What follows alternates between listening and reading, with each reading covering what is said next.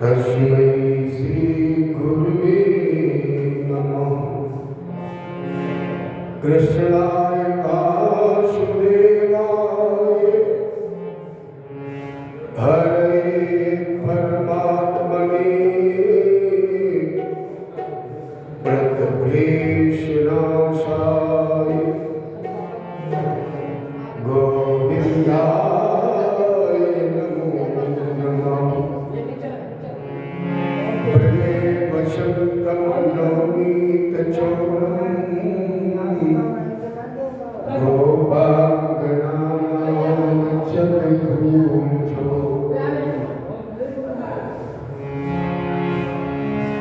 अनेक जन्मार्जितपापचोरम् गौराङ्गं पुरुषं नमामि।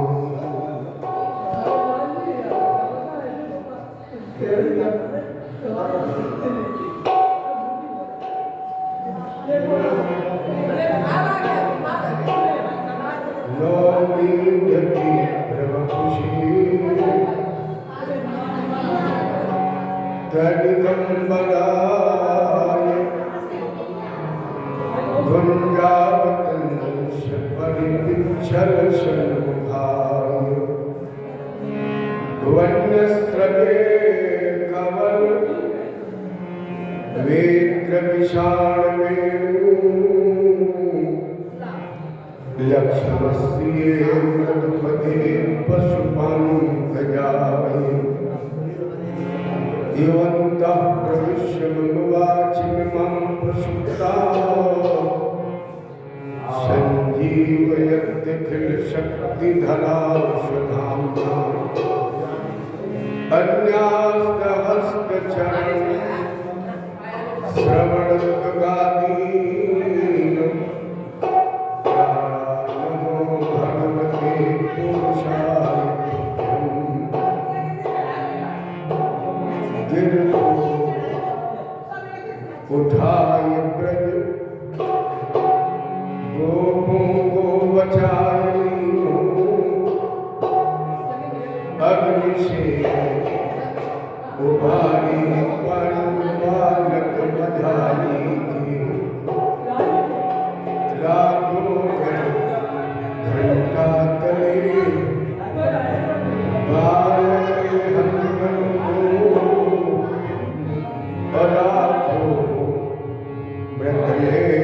हनुमान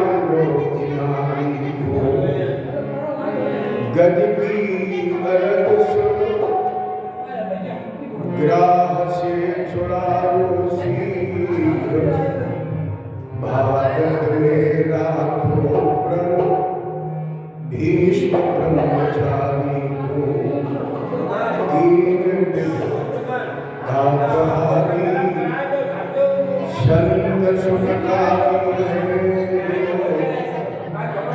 अमोह को भरोसो वारी श्यामले बिहारी को। हे भारत के सारथी लाखों बार प्रणाम आकर डोर संभालिए मन की झुकी लगाम भगत भक्ति भगवन चतुर नाम बपुए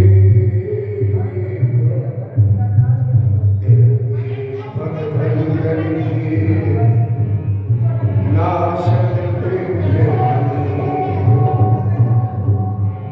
अद्भुत बलधाम स्वर्ण सहिता हम धनुष मन कृशान ज्ञान नाम सकल गुणे निधानम वानराधीशम रघुपत प्रिय भक्तम वानराधम नमामि। जय गुरुदेव भगवान की, कृष्ण भगवान की, रामचंद्र की, उमापति महादेव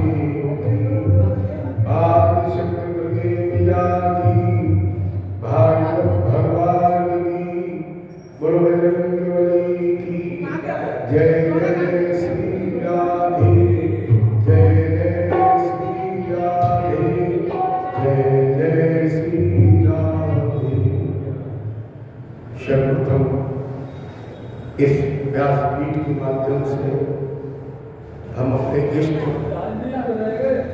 अपने आधार,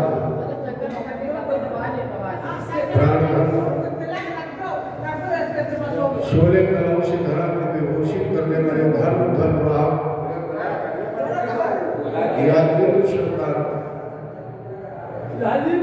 भगवान कृष्ण के श्री चरणों में कोट सा प्रणाम, नमन, नमस्कार।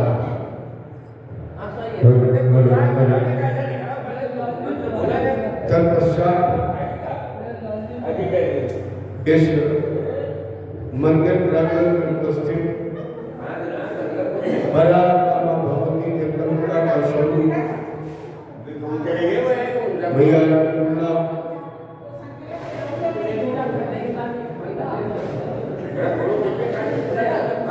इस संसार की रचयिता,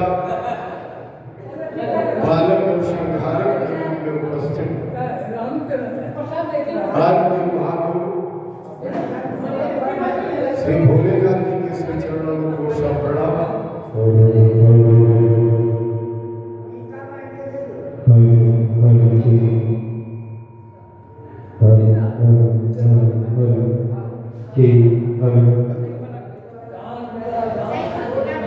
नमन, नमस्कार। इसके पश्चात हमारे शब्द, हमारे कानपुर का गौरव, उत्तर प्रदेश का गौरव, भगवान कथा के परम श्रोता, परम वक्ता, पंचमुखी श्री हनुमान बलवंत महाराज जी के श्री चरणों में कोट सा प्रणाम, नमन, नमस्कार। उनके आशीर्वाद की कामना मेरी दाहिनी तरफ उपस्थित प्राचीनतम अपने में इतिहास समेटे हुए, जैसे यहाँ के नागरिक कछुआ तालाब के नाम से भी जानते हैं, ऐसे नागेश्वर भोलेनाथ के श्री चरणों में कोट सा प्रणाम, नमन, नमस्कार। उनसे आशीर्वाद की कामना। तत्पश्चात यहाँ उपस्थित हमारी समस्त माताएं बहनें, हमारे बिल्कुल सन्निकट स्नेही सज्जनगण, इन सभी को इस व्यासपीठ से नमन, नमस्कार, बहुत बहुत बधाई, बहुत बहुत धन्यवाद। सर्वप्रथम को हम धन्यवाद देंगे, यदि हम आप सभी नाना जी के नाम से जानते हैं, जो ये जिद करते हैं कि भागवत जी की कथा अगर सुननी है तो हमें अपने वाले पंडित जी से ही सुननी है। इसके लिए बहुत बहुत बधाई, बहुत बहुत धन्यवाद। इसके पश्चात आज हमारे परिचित आसन को सुशोभित कर रहे हमारे, अब हमारे बारे में नाम लेना ठीक नहीं है। इनके माता पिता, इनके गुरु गोविंद, इनके पितरों का, इनके पूर्वजों का आह्वान इस व्यासपीठ से कि वो इस पांडाल में आकर यथोचित आसन ग्रहण करें और श्रीमद् भागवत की पावन कथा श्रवण करके वो आशीर्वाद प्रदान करें, जैसे कार्यक्रम निर्विघ्न रूप से समाप्त हो और इनके कुल को, इनके परिवार को, इनको आशीर्वाद की प्राप्ति हो। इसके पश्चात आज हमारे बीच में एक ऐसी शख्सियत मौजूद नहीं है जिसे कई बार हम स्मरण भी करते, जिन्हें हम आप राजा भैया के नाम से जानते हैं। उनका भी आह्वान और यथोचित आसन ग्रहण करके श्रीमद् भागवत की अमर कथा सुने।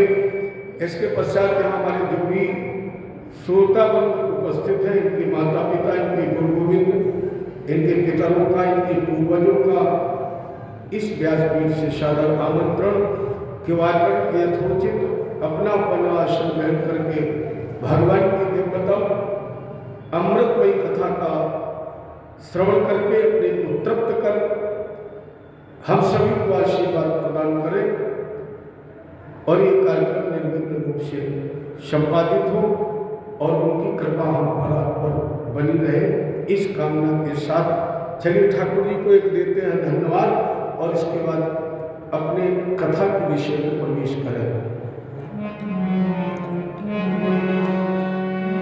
मुझे तूने मालिक बहुत कुछ दिया है, तेरा शुक्रिया है, तेरा शुक्रिया है। मुझे तूने मालिक बहुत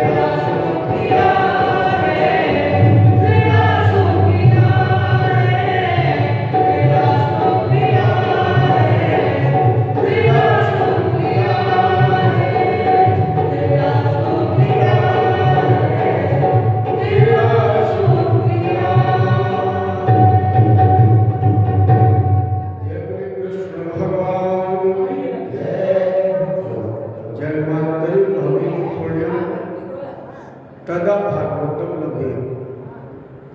जब किसी प्राणी के जन्म जन्मांतर के 3 गुने होते हैं अथवा कोट जन्म से होते हैं। कोट माने करोड़, कोट माने प्रकार,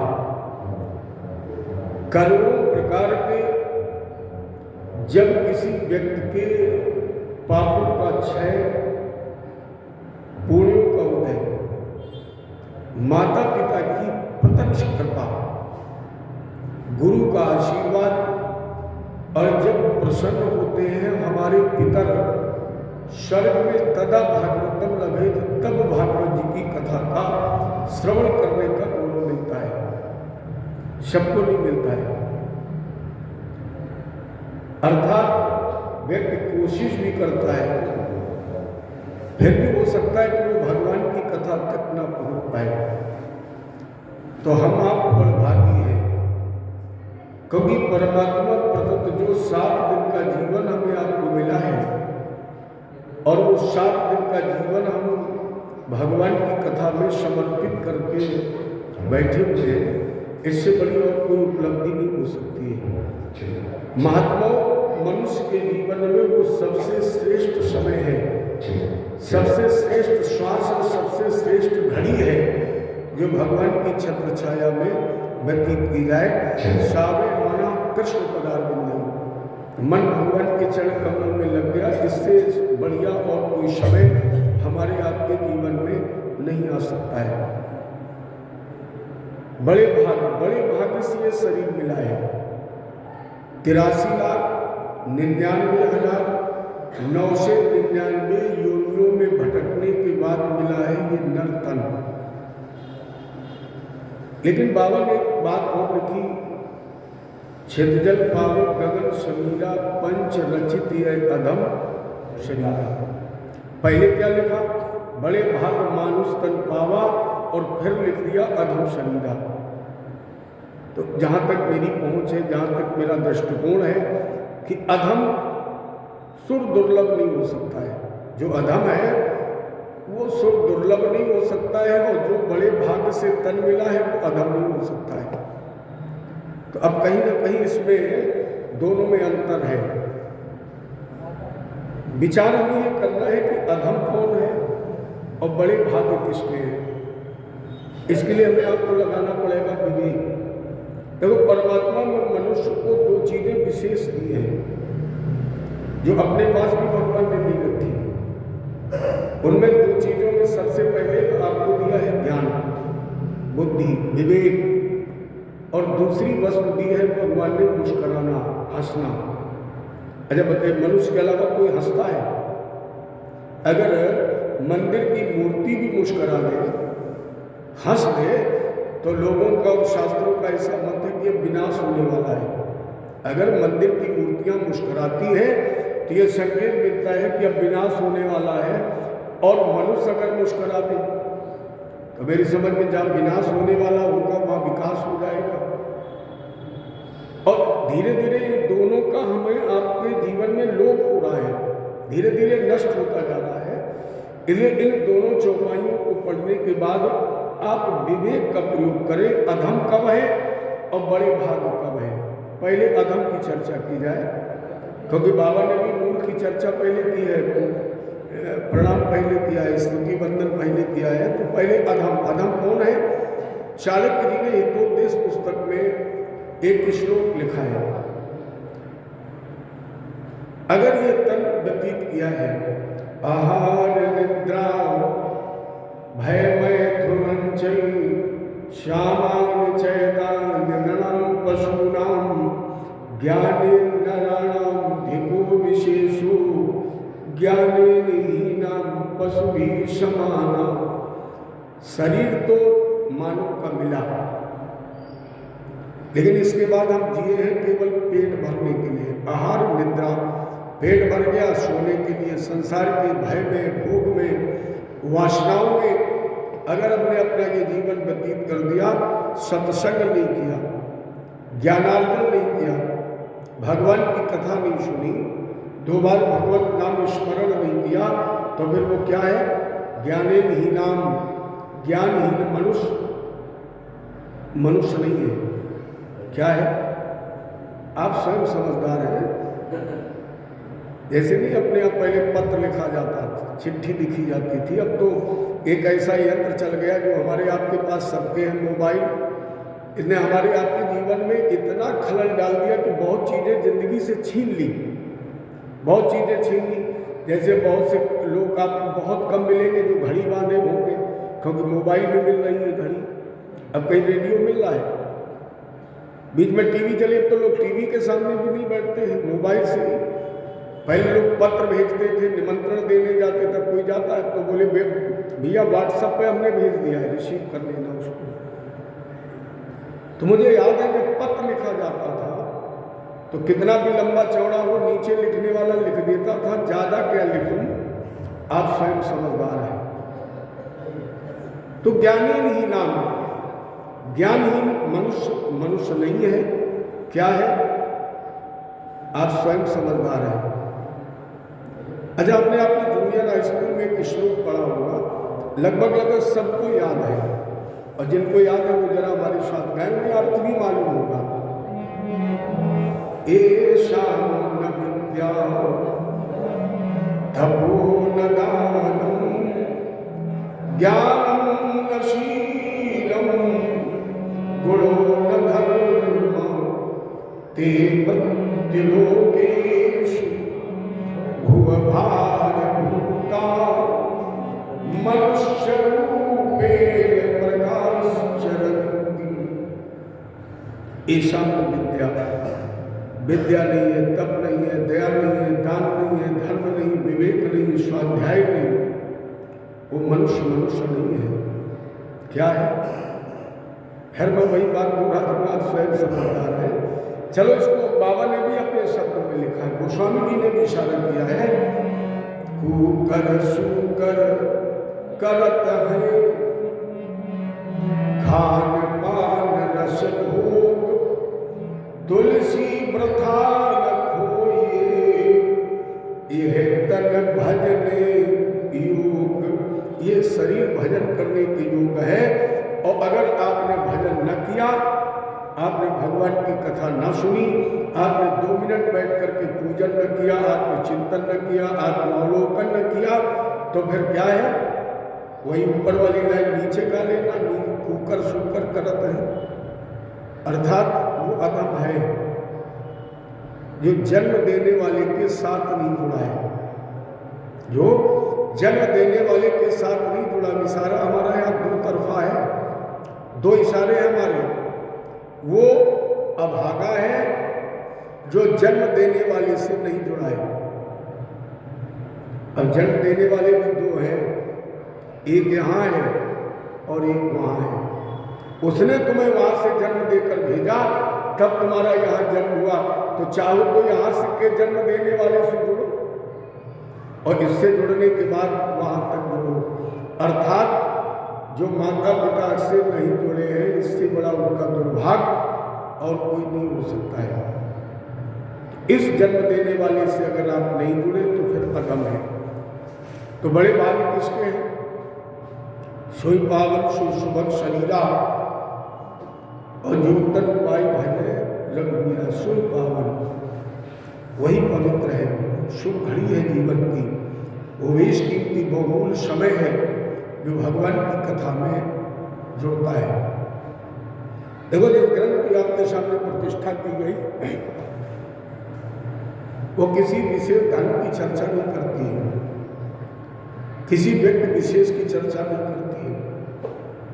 भागवत धर्म मानव धर्म है, अर्थात भागवत मानवता का विकास करती है, भागवत मानव बनाती है, मानवता का निर्माण करती है।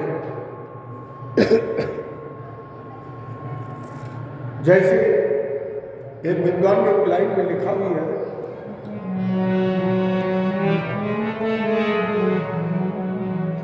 मानव बन गए हो करनी समाधि हो, मानव बन गए हो करनी समाधि हो, हीरा जन्म ना बिगाड़ो।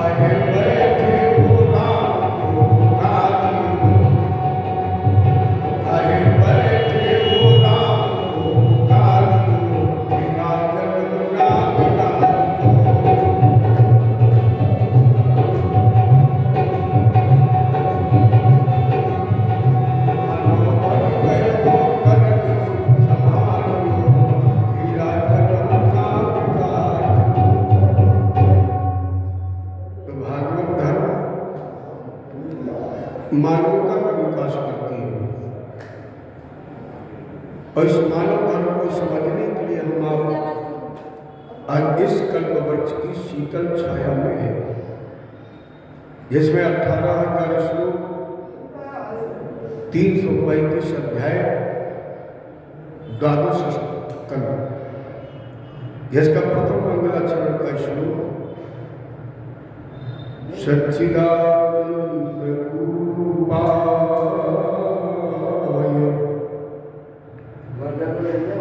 विश्वोत्पत्त्यादिहेतवे तापत्रय विनाशाय श्रीकृष्णाय वयं नमः। सत् चित्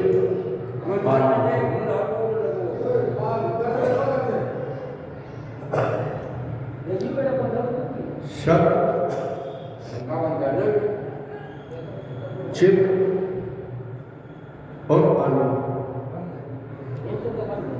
अर्थात जिसकी चर्चा हम श्रवण कर रहे हैं उसका प्रथम नाम सच्चिदानंद ही है। राम कृष्ण नरसिंह वामन या परशुराम आदि जितने भी नाम है ये भक्तों ने अपनी सुविधा के अनुसार रखे। उदाहरण स्वरूप जैसे लोगों ने भगवान को भी जात में बांट रखा है, उसी प्रकार लोगों ने नाम भी भगवान के रखे। अब कहेंगे जात में कैसे बांटा? कभी कभी आपके सामने चर्चा आती होगी तो लोग पूछते होंगे कृष्ण किस खानदान में पैदा हुआ? और जहाँ ये चर्चा होगी वो वहाँ यादव जी तुरंत कहते हैं कि मेरे परिवार में आए, मेरे खानदान में आए। तो एक ठाकुर साहब बैठे थे, उन्होंने कहा कि अगर कृष्ण यादवों में आए तो फिर राम जी हमारे यहाँ आए, क्षत्रिय परिवार में आए। तो एक पंडित जी ने कहा तो हम क्या तुमसे कमजोर है, हमारे परिवार में परशुराम जी आए। लेकिन वो व्यक्ति ये नहीं सोचता है कि हमारे ठाकुर जी तो मत्स्यवी बने, मछली बने। जो लोग भगवान को अपना, अपने कुल का, अपने परिवार का बताते हैं वो ये ध्यान नहीं देते भगवान तो मछली बने और उसको भी काट के खा लेते हैं। अच्छा ऐसे छोड़िए, भगवान तो शुकर भी बने, कच्छप भी बने, क्योंकि हर व्यापक सर्वत्र समान, वो तो बराबर बराबर विद्यमान है, वो कहीं किसी वाद में पड़ता ही नहीं, वो तो निर्विवाद है। लेकिन यहाँ जितने वादी हैं वो भगवान को भी विवाद का केंद्र बनाते हैं, जबकि वो निर्विवाद है। अर्थात भगवान का प्रथम नाम है सत। शब्द के दो रूप हैं, एक माने सत माने निचोड़ बोलता है, अर्थात जो संपूर्ण ब्रह्मांड का सत है, निचोड़ है। अर्थात सत का दूसरा भाव है सत्येन धारयते पृथ्वी, सत्येन तपते रवि, सत्येन वात वायुष्य सर्वे सत्यम प्रतिष्ठितम। वो सत्य जिसकी दूरी पर पृथ्वी टिकी है, वो सत्य जिससे सूर्य प्रकाश दे रहा है, वो सत्य जहाँ तक आपकी दृष्टि पहुँच रही है वो सब सत्य की दूरी पर ही टिका है। अर्थात उसका प्रथम नाम सत्य। और अगर आपने कभी भागवत जी का अध्ययन किया होगा और वेदव्यास जी ने जब मंगलाचरण प्रारंभ किया तो उन्होंने न तो राम जी को प्रणाम किया न कृष्ण जी को प्रणाम किया,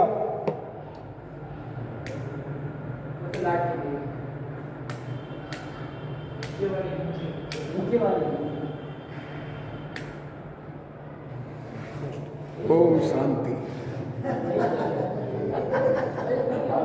पहले बता देती क्रांति की जड़ हमारे पीछे है। देखो अब यही भगवान की कृपा है। आप सबको सर्दी लग रही है, हमारे पसीना निकल रहा है। जय बोले कृष्ण भगवान की। तो जिस समय वेदव्यास जी ने भागवत का लेखन किया मंगलाचरण में, तो इन्होंने रामकृष्ण को प्रणाम नहीं किया है। वेदव्यास जी ने लिखा सत्यम परम धीमहि, हम सत्य को प्रणाम करते हैं। तो ये श्लोक भी ये कह रहा है कि ईश्वर का अगर कोई प्रथम स्वरूप है, प्रथम नाम है, तो सत्य ही है।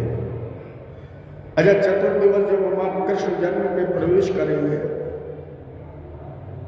तो जब भगवान के प्राकट्य का समय आया, तो देवताओं ने ये नहीं कहा कि शंकर जी तुम आ जाओ या राम जी तुम्हारा जन्म हो जाए। देवताओं ने जब भगवान को बुलाया तो 9 बार सत्य कहकर बुलाया। सत्यव्रतम सत्य परम त्रिसत्यम सत्यस्य योनिं निहितं च सत्ये सत्यस्य सत्यामृत सत्य नेत्रम सत्यात्मकं त्वां शरणं प्रपन्ना। ये श्लोक भी सिद्ध कर रहा है कि भगवान का स्वरूप सत्य ही है। अच्छा, कबीर जी का तो दुआ हमने आपने पढ़ाई है, साच बराबर तप नहीं, झूठ बराबर पाप, और जाके हृदय साच है ताके हृदय आप। रामायण में भी बाबा ने लिखा है, धर्म न दूसर सत्य समाना, आगम निगम पुराण बखाना, वेद शास्त्र पुराण और शिव सब ये कहते हैं कि सत्य से बड़ा कोई धर्म नहीं है, और धर्म परमात्मा का ही प्रतीक है। दूसरा नाम है उनका चित्त।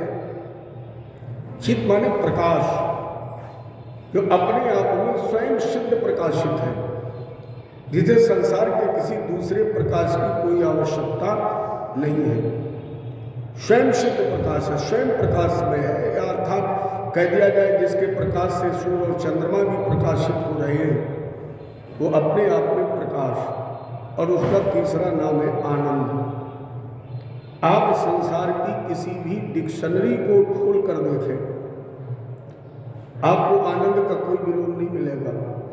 हर्ष का विषाद है, जन्म का मृत्यु है, सुख का दुख है, दिन का रात है, लेकिन आनंद का विलोम आपको नहीं मिलेगा। आनंद केवल परमानंद की शरण में ही जाने से मिलता है। और जब उस परमानंद की शरण प्राप्त हो जाती है, तो बाबा ने क्या लिखा, दशरथ पुत्र जन्म सुन काना, मानव ब्रह्मानंद समाना। तो हुआ क्या, सर्वस्व दान दीन सब आओ। जब परमानंद की अनुभूति हो गई, तो राजा दशरथ जी ने सर्वस्व लुटा दिया। तो उसके 3 नाम है, सत चित आनंद, और तीनों को मिलाकर बना सच्चिदानंद। अगर उसके नाम में 3 वाक्य है, तो वो 3 काम भी करता है। इसी श्लोक में छुपा है। वो 3 काम करता क्या है, विश्वोत्पत्त्याहेतु, विश्व की उत्पत्ति, विश्व का पालन और विश्व का उपसंहार। करता कितनी देर में है, पलक उठती है, आँख की सुरक्षा में जो पलक झपकती है, उठती है इतनी देर में जन्म, पलक उठती है इतनी देर में पालन, और पलक झपक जाती है इतनी देर में उपसंहार। तो 3 कार्यों को संपादित करता है। तो फिर उसके साकार रूप में 3 स्वरूप भी हैं, ब्रह्मा, विष्णु और महेश। इन कार्यों को संपादित करने के लिए उसके पास 3 प्रकार की माया भी है, माया, योग माया, महामाया। और जब इस 3 प्रकार की माया से उस त्रिगुणात्मक परमात्मा ने इस सृष्टि की संरचना की, तो फिर 3 बीमारियां भी प्रकट हुई, दैहिक, दैविक और भौतिक। तापत्रय विनाशाय, जिसके पास शक्ति है किसकी, तीनों प्रकार की बीमारियों के विनाश की। तापत्रय विनाश है, जो तीनों प्रकार के तापों का विनाश कर सकता है। ऐसे श्री कृष्णाय। देखो, श्री माने यश भी होता है, श्री माने लक्ष्मी भी होती है, श्री माने तेज भी होता है, लेकिन अधिकांश विद्वानों का मत है कि यहाँ श्री का संकेत राधा रानी से है, क्योंकि बगैर राधा जी के कृष्ण का कोई अस्तित्व नहीं है। जैसे हम आप ब्रजभूमि में जाएं, वृंदावन में जाएं, तो हजारों में कोई ऐसा मिलेगा एक जो कहता होगा जय श्री कृष्ण, नहीं तो वहाँ आपको चारों तरफ से एक ही आवाज़ मिलेगी, राधे राधे श्री राधे। एक ने लिखा भी है, वृंदावन के वृक्ष को मरम न जाने कोई, और जहाँ डाल डाल और पात पात से श्री राधे राधे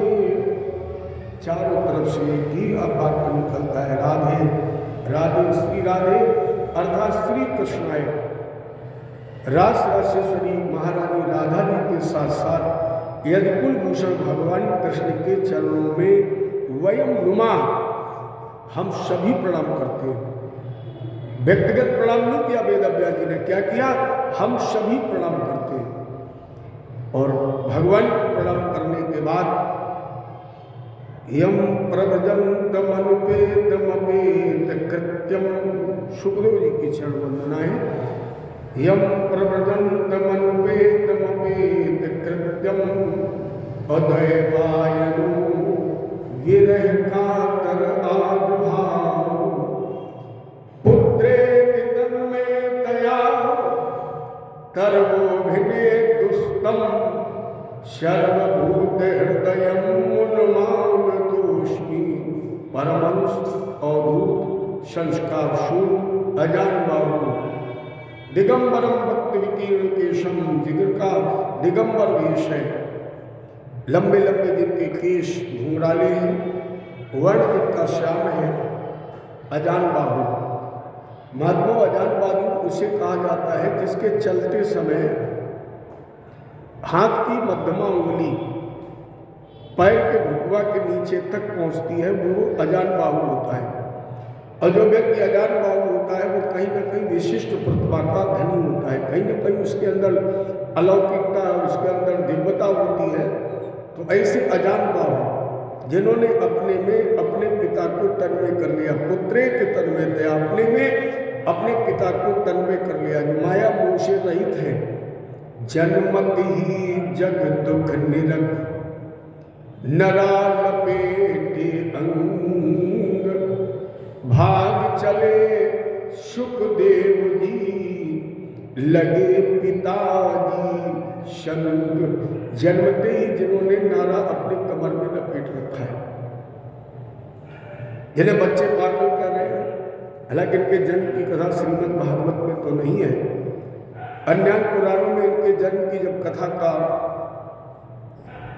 अवलोकन किया जाए तो एक बड़ी सुंदर कथा मिलती है कि सुखदेव जी गोलोक धाम से पधारे हैं। स्कंद पुराण का अगर अध्ययन किया जाए तो स्कंद पुराण में ये प्रमाण है कि भगवान कृष्ण ही स्वयं सुखदेव जी बनकर आए। स्कंद पुराण में प्रमाण है कि स्वयं भगवान कृष्ण सुखदेव जी बनकर के आए हैं।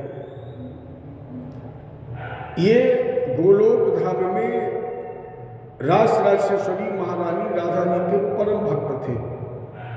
ये राधा जी के हाथ पर बैठते थे और राधा जी के नाम का स्मरण करते थे। राधा जी ने कहा नहीं, सुख अगर तुम अपना कल्याण चाहते हो तो राधा जी के साथ कृष्ण के चरित्र का गायन करो, कृष्ण कथा का। और आदेश प्राप्त करके ये भोलेनाथ के वट वृक्ष पर पहुंचे। उस समय मैया पार्वती जी भोलेनाथ से जिरे कर रही थी। मुझे वो अमर कथा सुना। अब इसमें भी एक अंतर कथा छुपी है। बाबा नारद ने ये आग लगाई। ऐसे नारद का अर्थ है नारम ज्ञानम ददातु तथा नारद, जो समाज का कल्याण करे, जो समाज को ज्ञान दे, उसे कहते हैं नारद। अच्छा, व्यवहारिक पक्ष में अधिकांश लोग उसे नारद कहते हैं जो विवाद कराता है, और ऐसा नारद जी के लिए लोग भाव भी रखते हैं। तो नारद जी ने देखा कि हमने सबका विवाद कराया, लेकिन आज तक मैया पार्वती जी का भोलेनाथ का विवाद नहीं हुआ। माता पार्वती जी नारद जी को अपना गुरु मानती है, क्योंकि नारद जी के ही मंत्र से तो इन्हें सुपति रूप में प्राप्त हुए। तो नारद जी को माता जी अपना गुरु मानती है और नारद जी ने पराम्मा माँ भगवती जगदम्बा मानते हैं भी। तो नारद जी पहुंचे, उस समय भोलेनाथ समाधि में थे। भैया पार्वती जी ने कहा ये गुरुदेव पधारिए, प्रणाम किया, पूजन किया, आसन पर बैठाला और अर्चन बंदन किया। नारद जी ने कहा माता जी एक बात बताइए, कि भोलेनाथ आपसे उतना ही प्रेम करते हैं जितना सती के रूप में करते थे? माता जी ने कहा हमको तो ऐसा लगता है कि जितना प्रेम सती के रूप में था उससे भी कहीं ज़्यादा करते हैं।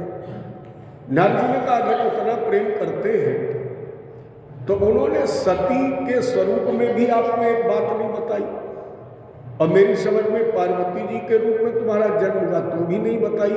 कौन सी? बोले ये मुंड की माल किसकी पहनी, याद तक आपको बताया है।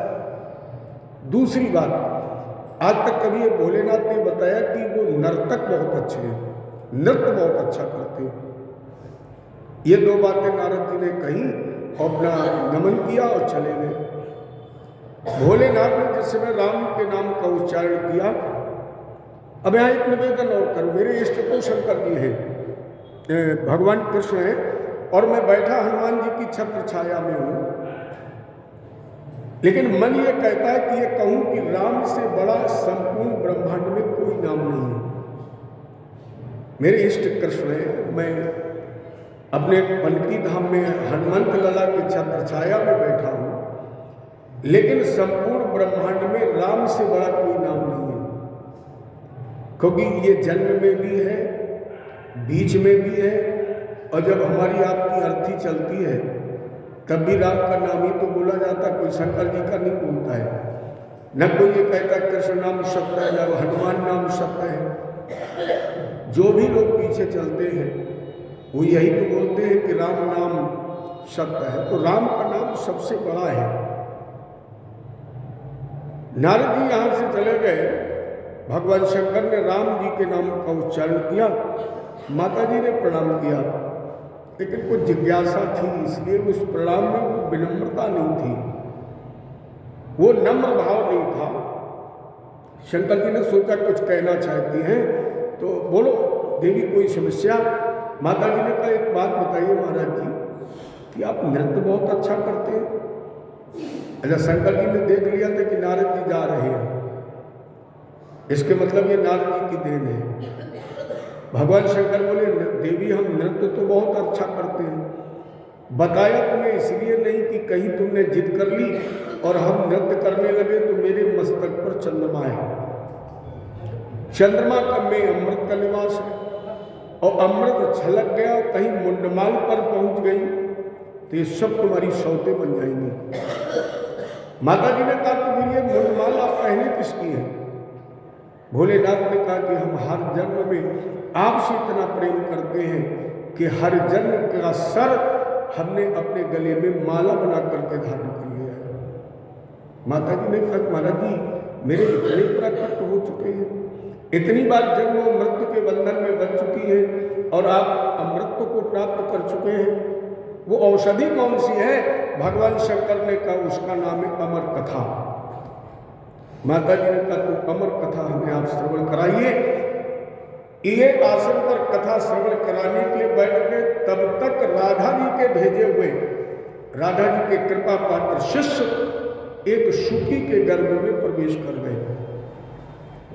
भगवान शंकर ने अमर कथा श्रवण कराने से पहले यत्र तत्र सर्वत्र देखा, बिल्कुल निर्जन स्थान हो गया, स्थान तो निर्जन हो गया। शंकर जी जब तक कथा प्रारंभ करते तब तक उस शुकी से एक अंडे का जन्म हो गया।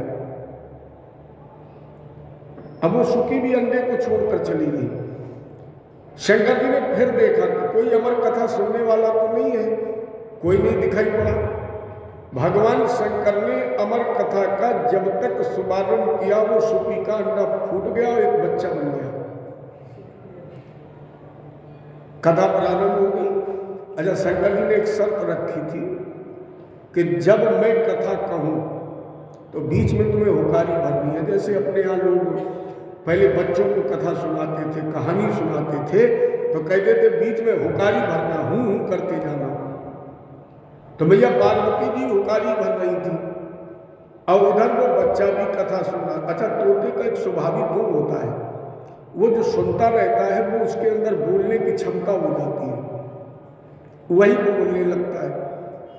तो माता जी ने क्या किया, जब भगवान की कथा में बहुत रस मिला, बहुत आनंद आया, तो उन्होंने नेत्र बंद कर लिया। देखो भगवान की कथा में नेत्र बंद नहीं करनी चाहिए। अगर आंखें बंद हो गई तो निश्चित है कि आप पर निद्रा देवी का आक्रमण हो जाएगा, क्योंकि आंखें बंद हुई 5 मिनट के बाद कान भी बंद कर देंगे। और मैं तो ये समझता हूँ, मेरा ये अनुभव है कि अगर आपको नींद नहीं आती है, नींद ना आने की बीमारी है और आप सोने की टेबलेट खाते हैं, तो टेबलेट बंद कर दीजिए, रामायण पढ़ना शुरू कर दीजिए। जब आप नींद में आना चाहें, जब आपका सोने का मन हो, आप रामायण लेकर बैठ जाइए, पढ़ना शुरू करिए, और मेरी समझ में 5 दोहा पूरे नहीं हो पाएंगे, अपने आप नींद आने लगेगी। बगैर टेबलेट की औषधि है, लेकिन लोग दवा खा लेंगे, रामायण पढ़ने में शर्म लगेगी।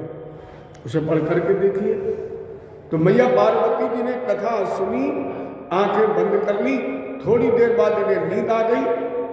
तब तक उस अंडे के उस शुक के बच्चे ने सोचा कि हुकारी आनी बंद हो गई है और भोलेनाथ कथा बंद कर देंगे, तो मेरी जो गुरु जी ने मुझे आदेश दिया है उस ज्ञान का अभाव हो जाएगा, फिर अब मैं कृष्ण कथा कैसे गा पाऊंगा, कि मैं तो राधा जी का भक्त हूँ। राधा जी की कथा गानी होती तो मुझे कंठाग्र है, और मेरे गुरु माने राधा जी का आदेश है कि तुम कृष्ण चरित्र का और कृष्ण की कथा का, और अगर भोलेनाथ ने बंद कर दी तब वो कथा अधूरी रह जाएगी, फिर मैं कृष्ण की गाथा कैसे गा पाऊंगा, फिर मैं गुरु के आदेश का अनुपालन कैसे कर पाऊंगा। इसलिए सुखदेव जी ने क्या किया, हुकारी भरनी शुरू कर दी। भगवान शंकर पूर्ण कथा सुन कर आ गए। तब मैया पार्वती जी को होश आया। माता जी ने कहा कि कथा, शंकर जी ने कहा मैंने तो पूरी सुनाई। फिर किसने सुनी, तो भगवान शंकर ने फिर नेत्र खोल करके चारों तरफ देखा, तो यही शुक का बच्चा, भगवान शंकर ने कहा इसने अनायास इस कथा को प्राप्त कर लिया। सब इसके अधिकारी है नहीं, इस कथा के सभी अधिकारी नहीं। कहीं ऐसा तो नहीं कि कुपात्र को यह कथा प्राप्त हो गई हो। ये भगवान शंकर ने त्रिशूल उठा लिया मारने के लिए। देखिए व्यक्ति क्रोध में कितना अविवेकी होता है। क्रोध में व्यक्ति हमेशा अपना नुकसान करता है, किसी दूसरे का नुकसान नहीं करता है। भगवान शंकर भी अपना ही नुकसान कर रहे हैं। अभी कह रहे हैं कि अमर कथा सुनने वाला अमृत को प्राप्त कर लेता है, और जब भगवान शंकर को आवेश आ गया तो वो शब्द भूल गए कि अमृत को प्राप्त कर लेता है, और मारने के लिए त्रिशूल फेंक दिया। सुखदेव जी भाग खड़े हुए। उस समय वेदव्यास जी की धर्म पत्नी अरणी छत पर अपने केश बाल सुखा रही थी। अचानक इन्हें जमवाई आ गई, और जैसे जमवाई आई तो सुखदेव जी गर्भ में प्रवेश कर गए। अभी एक सती स्त्री पर शिव का आयु असर नहीं कर सकता है। अब यह त्रिशूल वही शुक के पीठ मारने के लिए, लेकिन भगवान शंकर का क्रोध जब शांत हो गया तो इन्होंने अपने उस अस्त्र को वापस कर लिया। सुखदेव जी बार नहीं जन्म ले रहे, प्रकट नहीं हो रहे। 1-2 साल नहीं, 12 साल तक मां के गर्भ में रहे। वेदव्यास जी ने कहा बेटा जन्म लो, तुम्हारी मां को बहुत कष्ट हो रहा है, प्रकट हो जाओ। सुखदेव जी ने कहा पिताजी मुझे जन्म नहीं लेना है। क्यों? बोले अगर जगत व्यवहार में मेरा जन्म होगा तो आप भी हमें अन्य माता पिता की तरह आदेश देंगे, हम भी गृहस्थ जीवन में बनेंगे, हमारे भी बच्चे होंगे, फिर हम उन्हें वही आदेश देंगे, तो पूरा जीवन तुम्हारा इसी में समाप्त हो जाएगा। अच्छा हमारा आपका जीवन किस में नष्ट होता है? इसी में तो होता है। अगर बहुत गहराई से देखें तो ये कहा जा सकता है कि हमसे आपसे पशु अच्छे हैं, बड़े भाग्य से तन मिला है, लेकिन पशु हमसे आपसे अच्छे हैं। अच्छा बताइए कोई पशु अपने बच्चे को मकान बना के देता है? कोई पशु बनाता है? और हमारी आपकी पूरी जिंदगी किस में कटती है? पहले प्लाट हो जाए, फिर मकान बन जाए, मकान बन गया तो बोले डेंट पेंट हो जाए, और कुछ पैसा बढ़ा तो बोले पत्थर लग जाए। कम से कम मेरा बेटा जीवन तो सुख में काटेगा, इसी में मर गए, पूरी जिंदगी इसी में। अच्छा और सोचिए आज तक किसी पक्षी ने अपने बच्चे को घोंसला बना के दिया है? इतना ही नहीं, कभी गौर करके देखना, बच्चा माता पिता के बीच में चलता है, माता पिता उस बच्चे के चोंच में दाना डालता है, जिस दिन वो बच्चा अपनी चोंच से अपनी मर्जी से दाना उठा लेता है, उसी दिन से उस बच्चे का माता पिता दाना देना बंद कर देते हैं। फिर वो दोबारा दाना नहीं दे सकते। और हम आप क्या करते हो, बेटा भले हमारे सामने 50 साल का 60 साल का हो गया हो, लेकिन हर माता पिता कहता है अगर हम चले गए तो फिर बच्चे कैसे रहेंगे। वो ये नहीं सोचता है कि जब हमारे आपके माता पिता चले गए, हम जी लिए, तो हम चले जाएंगे, तुम चिंता मत करो, वो हमसे आपसे अच्छा जी लेंगे।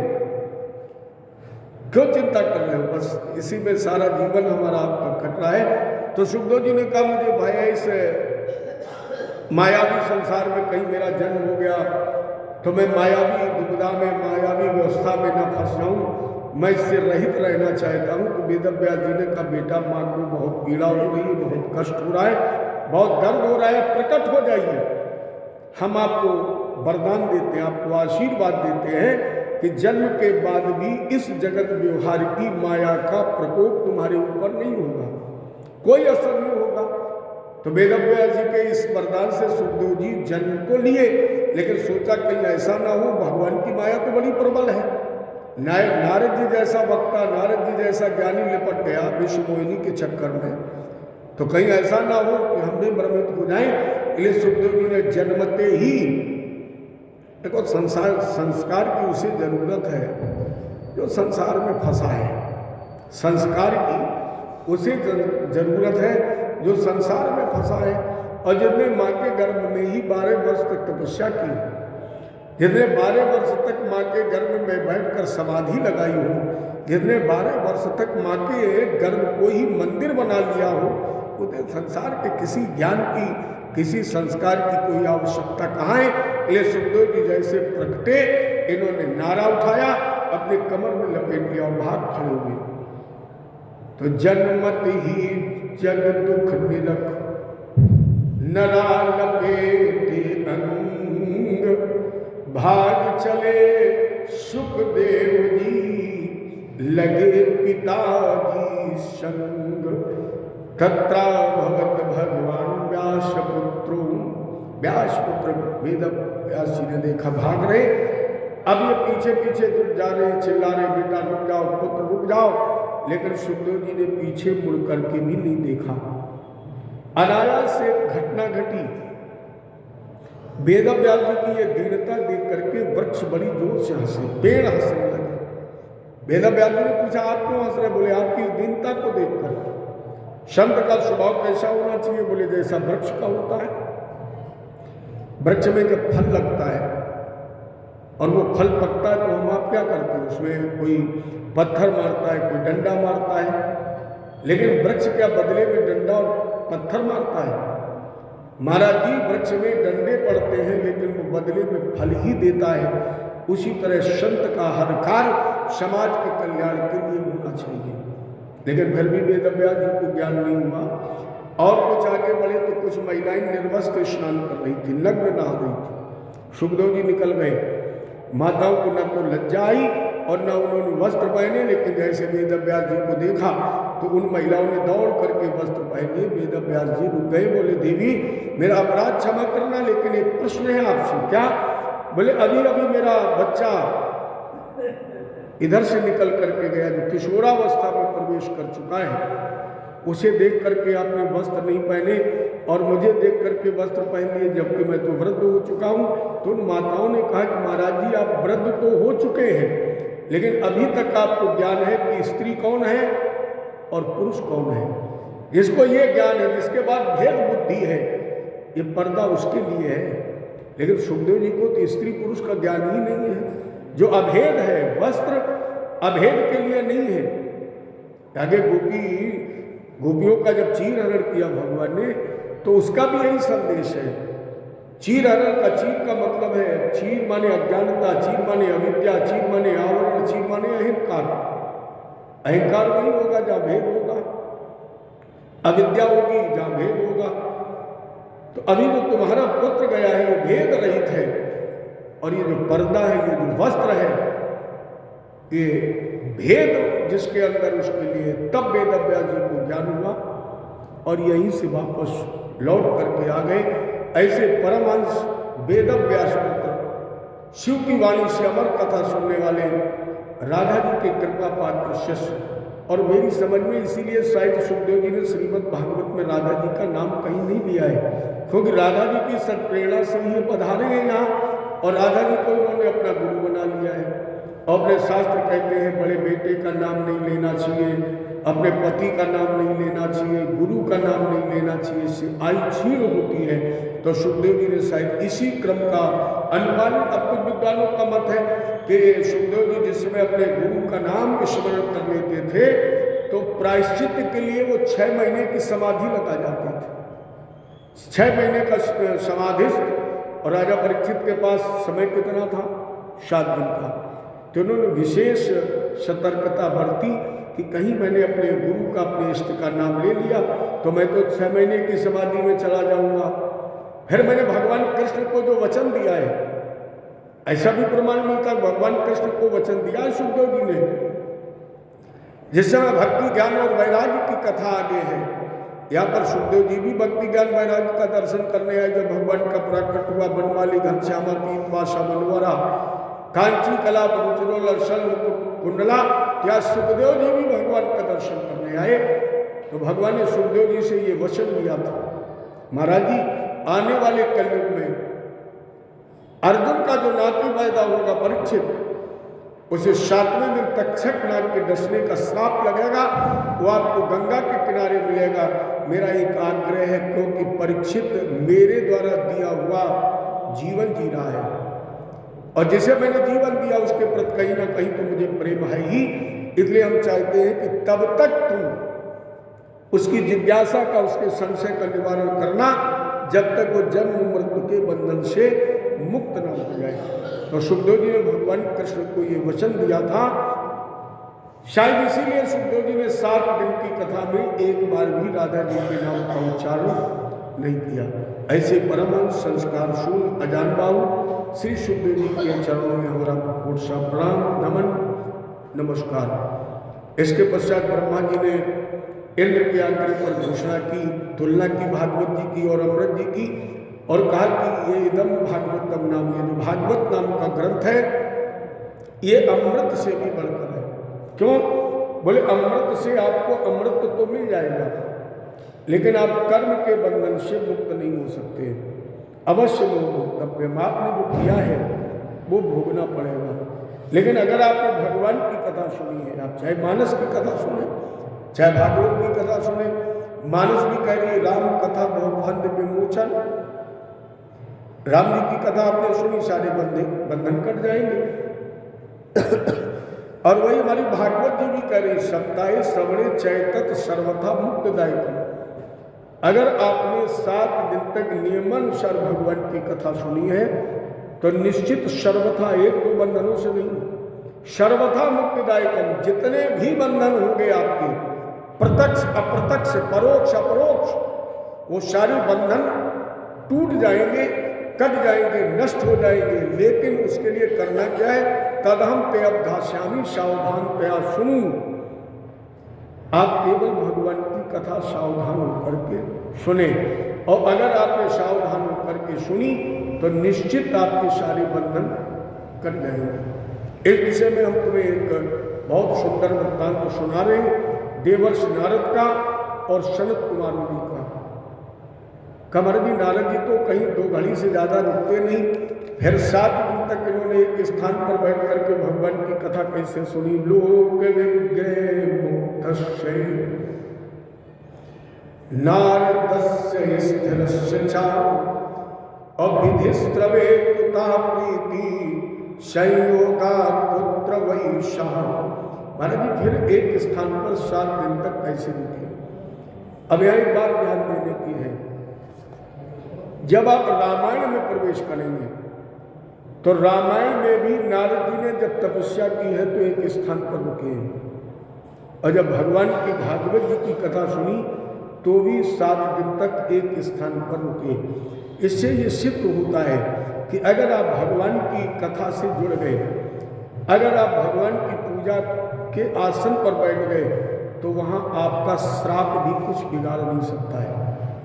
क्योंकि दक्ष ने पहले श्राप दिया है नारद जी को कि तुम्हारा एक कदम 2 घड़ी से ज्यादा कहीं रुकेगा ही नहीं, 2 घड़ी के बाद तो तुम्हें भागना ही है।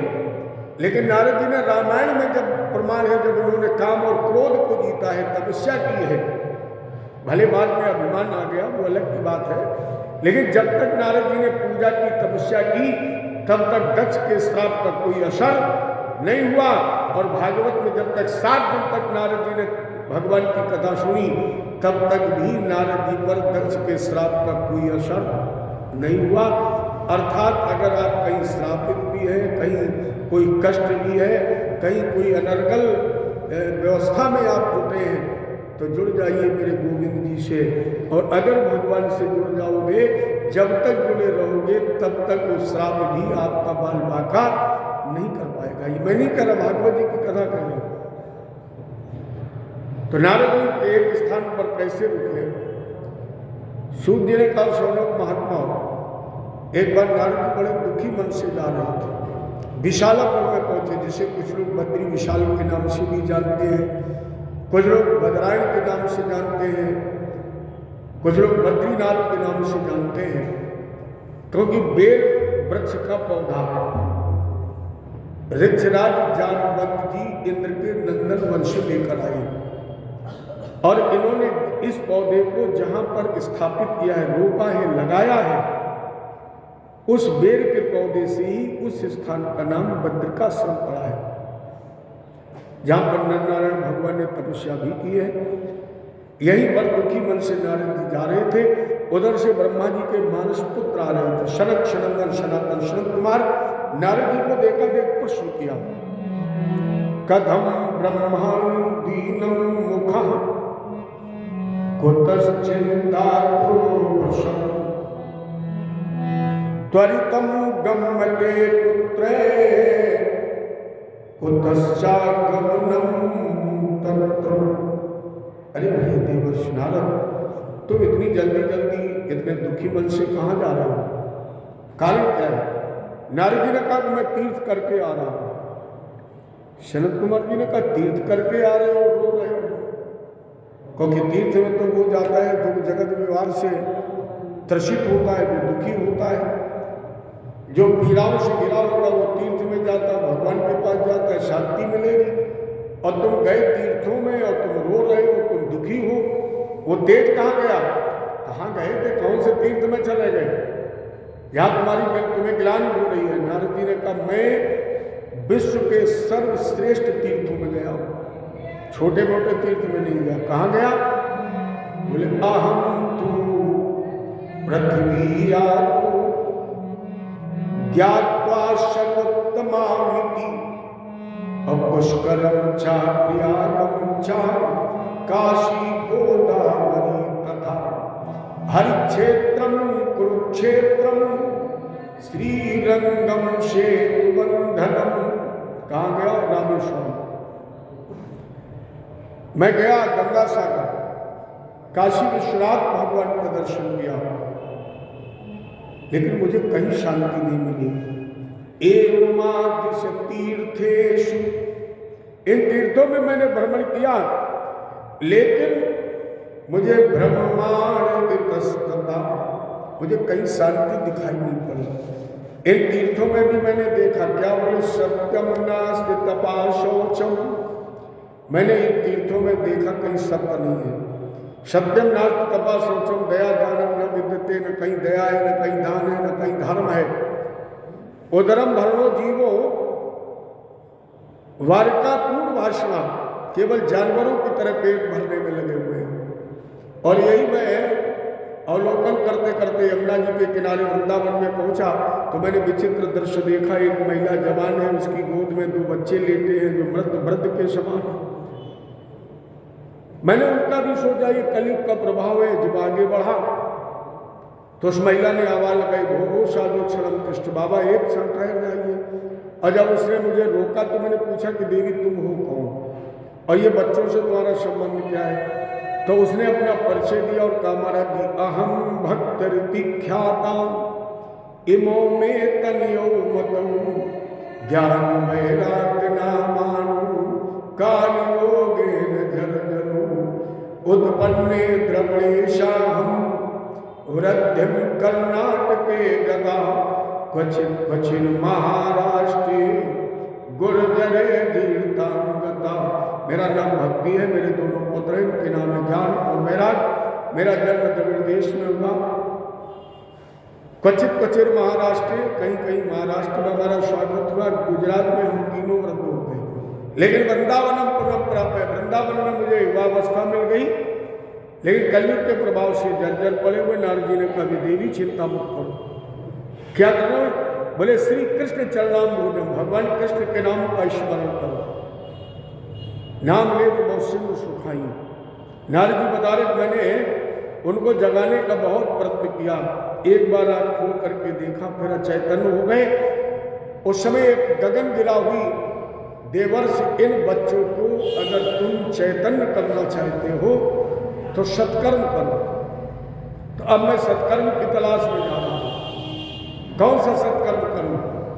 शरद कुमार जी ने कहा इदम भागवतम नाम। अगर सत्कर्म करना है तो भागवत जी की कथा का आयोजन करो। संपूर्ण ब्रह्मांड में इससे बड़ा और कोई सत्कर्म नहीं हो सकता है। इदम भागवतम नाम पुराणम ब्रह्म संहितम भक्ति ज्ञान विरागाणाम स्थापनाय प्रकाशितम। इधर भागवत जी का आयोजन कराओ। शरद कुमार जी वक्ता बने, नारद जी श्रोता बने। वहां पर भगवत वशिष्ठ चरण से गौतमों बड़े बड़े संतों का समागम हुआ। और इस संत समागम में जैसे 7वें दिन कथा का विश्राम हुआ, बनमाली घनश्यामा, वहीं पर भगवान का प्राकट हो गया। भक्ति ज्ञान वैराग्य की वृद्धावस्था समाप्त हो गई, ये चैतन्य हो गए। भगवान ने आशीर्वाद दिया कि भागवत के एक एक श्लोक में, एक एक अक्षर में तुम्हारा निवास होगा। आज के बाद जहाँ भी भागवत भगवान की कथा का आयोजन होगा, वह भक्ति ज्ञान वैराग्य तुम्हारा नृत्य होगा, वह मेरी कृपा बरसेगी। वहाँ पर भक्ति ज्ञान वैराग्य ने भगवान का स्तवन किया। चलिए वो एक लाइन हम आप भी गाने और फिर यही कथा का आज विश्राम कर दें।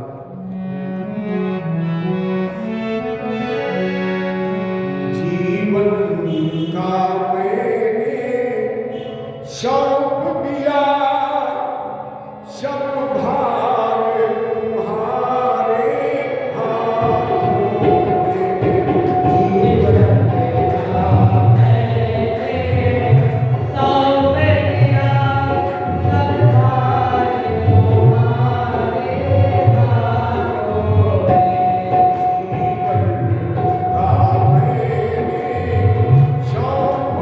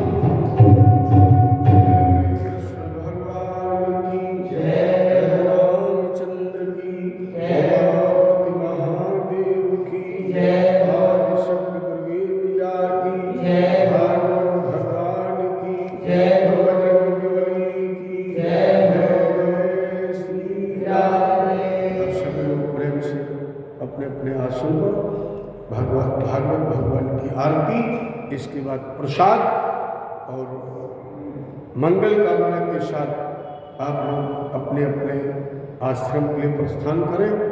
और कल कथा 2 बजे से प्रारंभ होगी और लगभग इतने समय तक की और चलिए 5:30 तक चलेगी, 6 तक तो हो ही जाएगा। हाँ बिल्कुल चलेगा, 2 से 6।